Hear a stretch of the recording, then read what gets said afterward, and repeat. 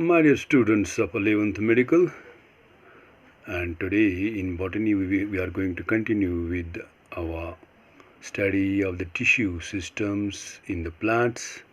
And previously we were discussing the simple and the complex tissues, and now we will take up the tissues based on the types of cells present depending on their location in the plant body. Now stay keen. Based on their location, that means where the tissues, different types of the cells are located in the plant body, the tissues vary from each other. That means the location of the cells in the plant body decides what type of the function a particular tissue has to perform. The structure and function also will depend upon their location. On the basis of their position and location, there are three types of tissue systems in the plants. Number one is the epidermal tissue system. Second is the ground or the fundamental tissue system. And the third one is the vascular or the conducting tissue system. Once again, the first one, the epidermal tissue system. The second, the ground tissue system. And the third one, the vascular or the conducting tissue system that comprises of xylem and phloem, which we have previously discussed. And now we will take up the epidermal tissue system in a little detail.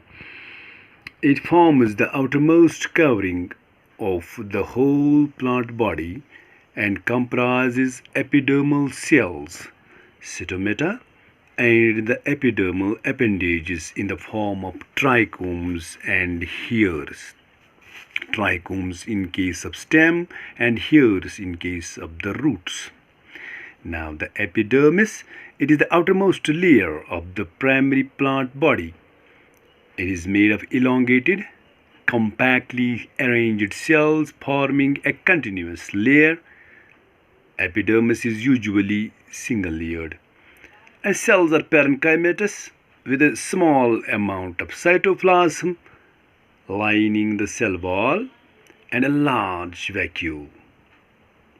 This is the epidermis, and now outside of the epidermis is often covered with waxy thick layer called the cuticle that protects the cell, these epidermal cells, and it prevents the loss of water.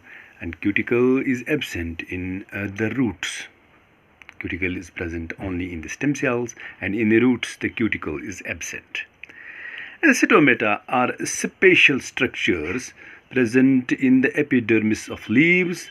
Stomata regulate the process of transpiration and gaseous exchange,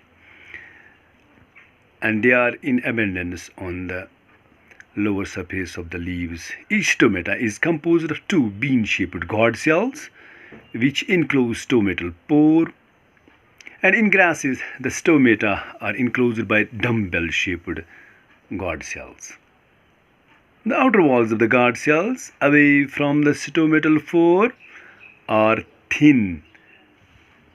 Here you can visualize, and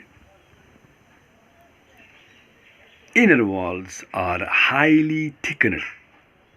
The outer walls of the guard cells are thin and the inner walls are highly thickened.